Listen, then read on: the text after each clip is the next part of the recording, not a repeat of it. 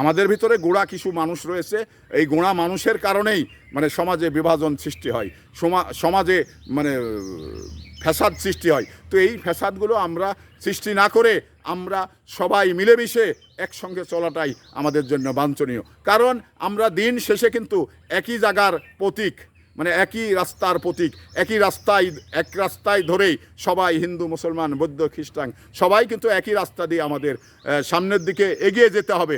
তাহলে রাস্তা যখন এক, গন্তব্যস্থান এক, মাঝখানে কেন এই বৈষম্য তৈরি করা?